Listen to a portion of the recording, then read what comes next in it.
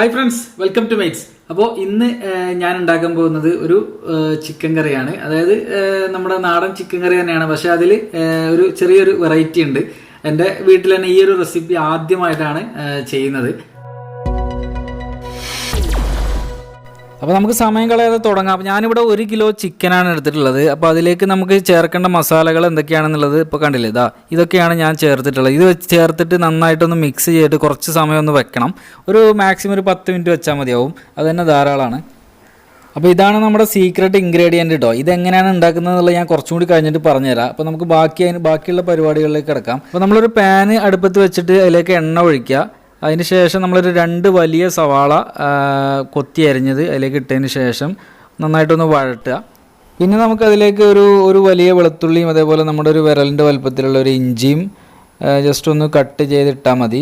വല്ലാതെ ചെറുതാക്കൊന്നും വേണ്ട. നമുക്കത് ഇതിൻ്റെ എല്ലാം കൂടി ഒന്ന് അടിച്ചെടുക്കേണ്ടതാണ് മിക്സിയിൽ. അപ്പോൾ നന്നായിട്ടൊന്ന് ഇളക്കിയതിന് ശേഷം ആ ഒരു കളറ് മാറും, ഒരു ഇളം ബ്രൗൺ കളറിലേക്ക് വരുന്നത് വരെ അതൊന്ന് നന്നായിട്ട് ഇളക്കി യോജിപ്പിക്കുക. ഇതുപോലെ ആവണം. അടുത്തതായിട്ട് നിങ്ങൾ ചെയ്യേണ്ടത് ഒരു 3 തക്കാളി എടുത്തിട്ട് ചെറുതായിട്ടൊന്ന് അരിഞ്ഞിട്ട് അതൊന്ന് മിക്സിയിലിട്ട് അടിച്ചിട്ട് നന്നായിട്ട് അടിച്ച് ഒരു ജ്യൂസ് പോലെ ആക്കി വെക്കുക. അത് നമുക്ക് കുറച്ച് കഴിഞ്ഞിട്ട് ആവശ്യമുണ്ട്. അപ്പോൾ അടുത്തായിട്ട് നമ്മൾ കറി ഉണ്ടാക്കാൻ ഉദ്ദേശിക്കുന്ന കുറച്ച് കുഴിയുള്ളൊരു പാത്രം അടുപ്പത്ത് വെക്കുക. എന്നിട്ട് അതിലേക്ക് എണ്ണ ഒഴിക്കുക. ചൂടായതിന് ശേഷം ഞാനിവിടെ കോക്കനട്ട് ഓയിലാണ് ഉപയോഗിച്ചിട്ടുള്ളത്. നേരത്തെ നമ്മളെ സവാള വഴറ്റിയ സമയത്തും കോക്കനട്ട് ഓയിൽ തന്നെയാണ് യൂസ് ചെയ്തിട്ടുള്ളത്. നിങ്ങൾക്ക് സൺഫ്ലവർ ഓയിലോ ഏത് വേണമെങ്കിലും ഉപയോഗിക്കാം, കുഴപ്പമൊന്നുമില്ല. അപ്പോൾ ഇതൊന്ന് ചൂടായതിന് ശേഷം നമ്മൾ ഇതിലേക്ക് ഒരു ചെറിയ കഷ്ണം പട്ട, പിന്നെ ഒരു 4 ഏലക്ക, അതുപോലെ ഒരു 2 ഗ്രാമ്പു, പിന്നെ ഉണക്കമുളക് ഒരു 2-3, പിന്നെ നമ്മുടെ ഒരു കൊത്തിയരിഞ്ഞ സവാള, ഒരു സവാള കൊത്തിയരിഞ്ഞത്, പിന്നെ ആവശ്യത്തിന് ഉപ്പും ചേർത്തിട്ട് നന്നായിട്ട് വഴട്ടുക. കളറൊന്ന് മാറി ഒരു ഇളം ബ്രൗണായി വരുന്ന ആ ഒരു ടൈം വരെ വഴറ്റണം. അതിനുശേഷം നമ്മൾ നേരത്തെ സവാളയും എല്ലാം കൂടി ചേർത്ത് ഒരു മിക്സിയിൽ അടിച്ചിട്ടുണ്ടായിരുന്നില്ല, അത് ഇതിലേക്ക് ചേർത്ത് കൊടുക്കുക. എന്നിട്ട് വീണ്ടും നന്നായിട്ട് വഴറ്റി കൊടുക്കണം.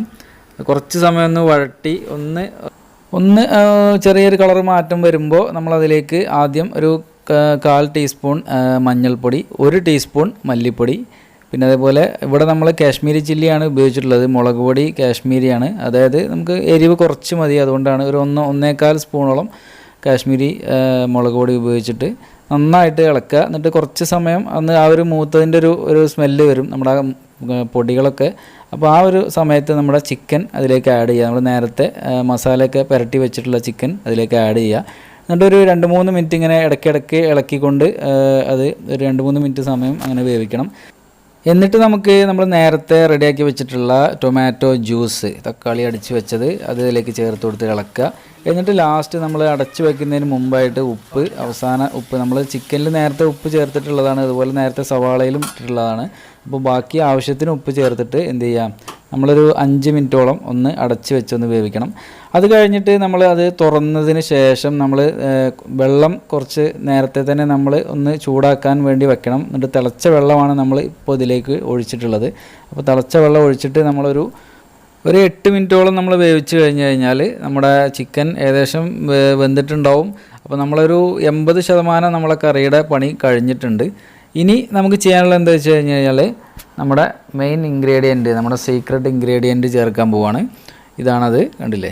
ഇത് നമ്മളൊരു 2-2.5 സ്പൂണോളം നമ്മൾ ഇതിൽ ചേർക്കുന്നുണ്ട്. അപ്പോൾ ഇത് ചേർത്തതിന് ശേഷം നമ്മൾ ഇനി അധികം സമയം നമ്മൾ ഫ്ലെയിം ഓൺ ചെയ്ത് വെക്കേണ്ട കാര്യമില്ല. ഒരു 1-2 മിനിറ്റ് മാത്രം ഓണാക്കി വെക്കേണ്ട കാര്യമുള്ളൂ.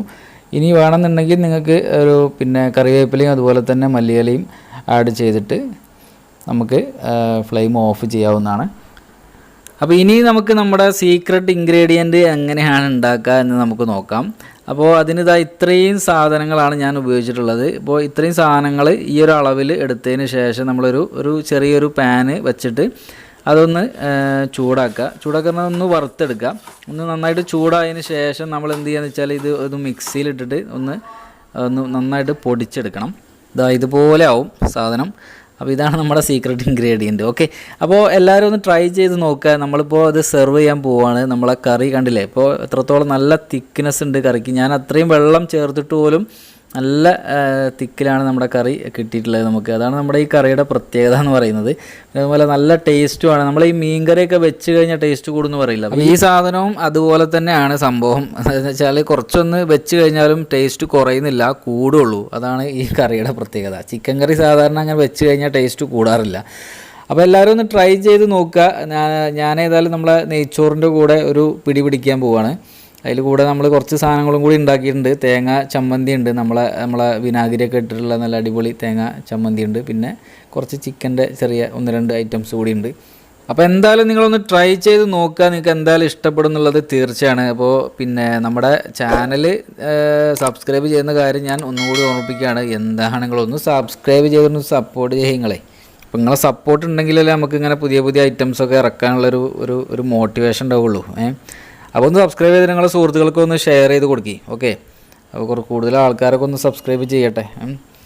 ഓക്കെ ഗൈസ്, അപ്പോൾ നമുക്ക് മറ്റൊരു വീഡിയോയിൽ വേറൊരു വിഷയമായിട്ട് കാണാം. Bye, thank U.